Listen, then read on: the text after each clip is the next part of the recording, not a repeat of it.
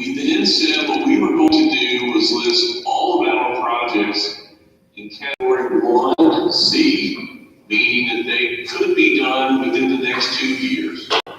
And we understand that the costs are more than we have money for.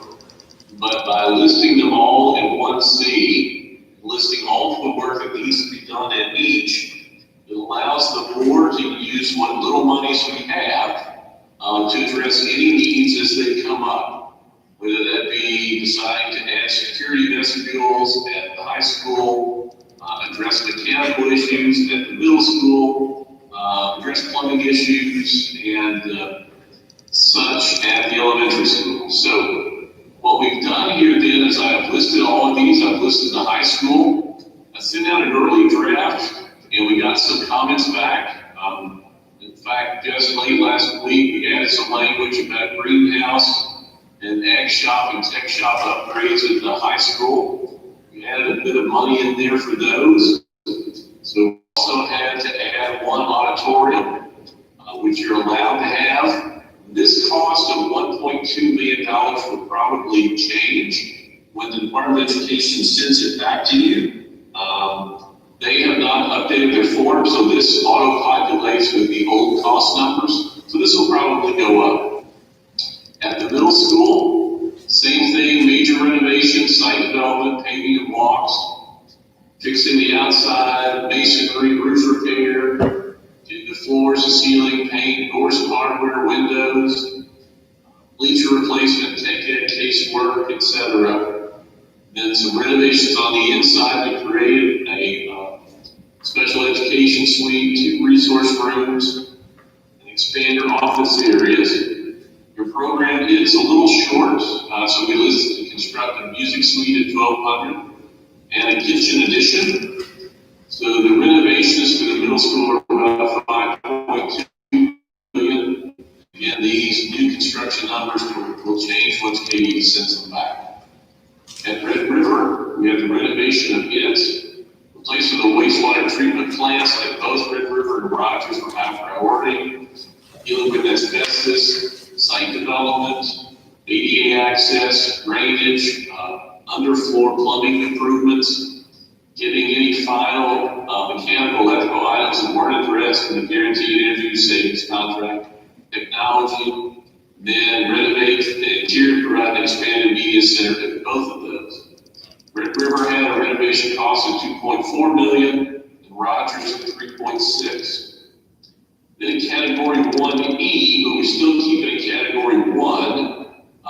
But since this school is newer, we had to put our issues here to meet life safety requirements of Kentucky Building Code. So here we're renovating, include the drainage improvements, and address the settlement cracking that's going on site, paving and walks, repairs to the cracked floors, etc.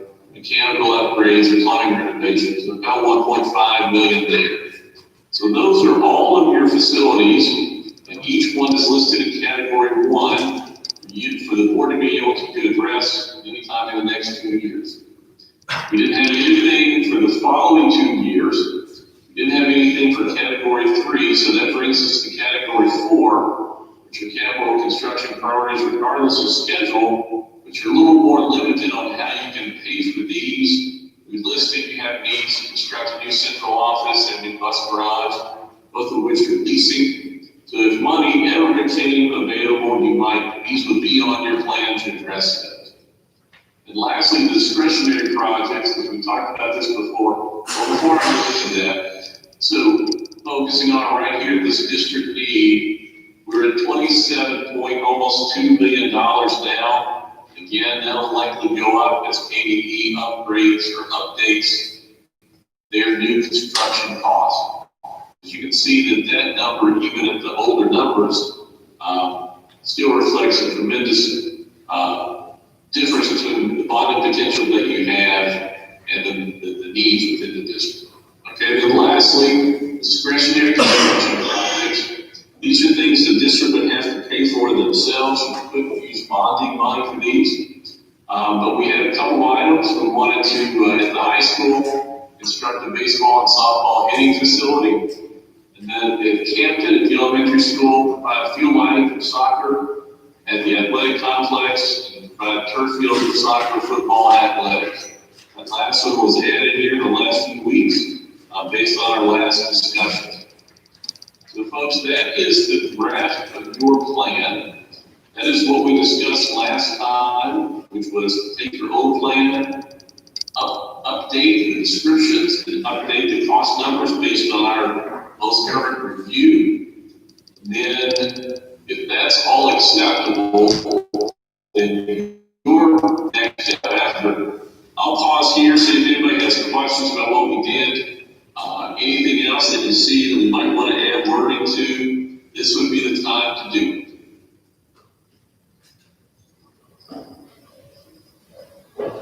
I know a lot of us complain for schools about lack of storage. Did you hear that question, Tim? I did not know. Mr. Brooks asked about addressing a lack of storage. Is that a possibility? Unfortunately, it's not. The Department of Education does not fund any separate storage space other than what they set aside for kitchens and gyms.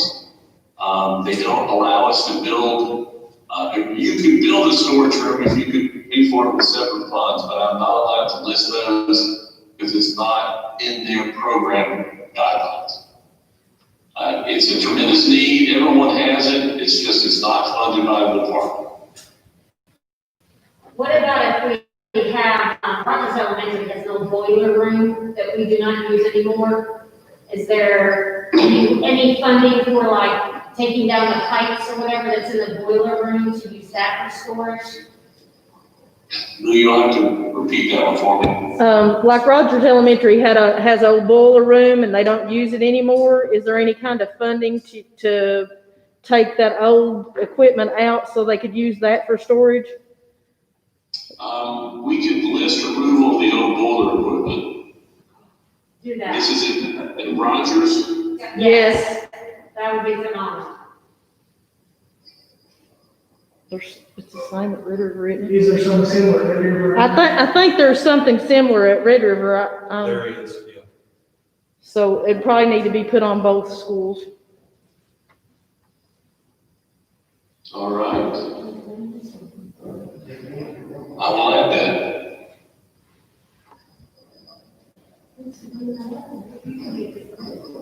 If we can get that would, I think that would be awesome. Anybody else? I think that's all we have, Tim. Okay. Well then, Greg, go ahead. One thing that has to be considered back in the ag and tech shops is the running water and drainage issues. We've done a project a few years ago, and both of those areas lost their running water, and that gets into safety with your eye wash station and stuff like that. Okay. I did put some money in to my overall cost to make those upgrades, but I'll add that language.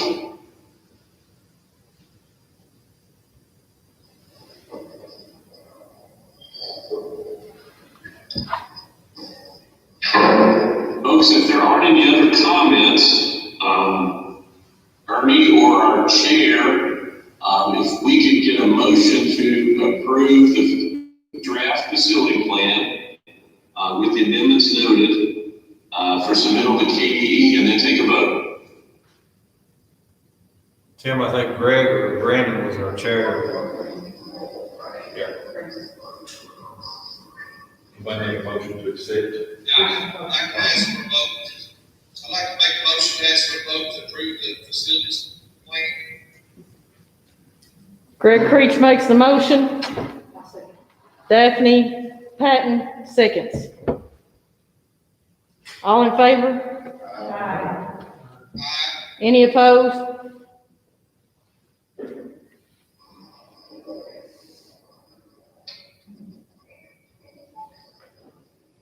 Ernie, Greg, that's all that we needed on the facility plan tonight. Does anyone has anything else?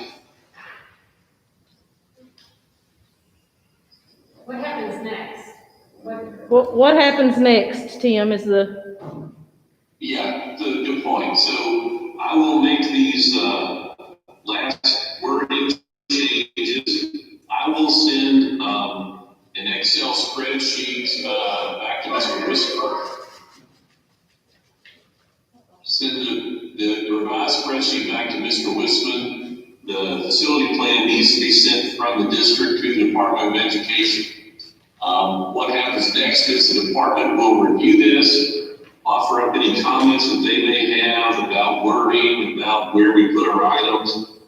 They'll update those new construction costs.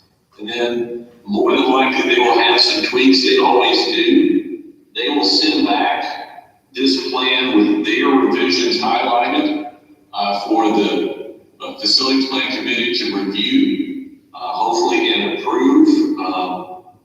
Once that's done, then it goes to the Board of Education for approval. And then once that's done, then we hold public hearings and then send it off to the state. So our next step is sort of in the hands of the Department of Education. As you all know, I had a pause there for a little over a month while we were waiting for the department to get us their Part 2 presentation. So I would expect that we might not hear from them for several weeks. But once we do, get with Mr. Wisman, we'll schedule the next meeting to review their comments and then decide what we want to do from there.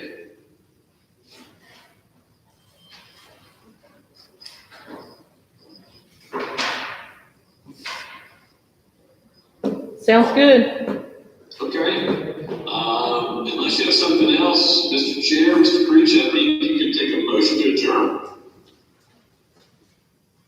I'll make the motion to adjourn. I'll say. Seconded by Dennis Long. All in favor? Any opposed? Thank you all for coming out, and I'll be in touch with you when we get back from KDE and what we hear from you.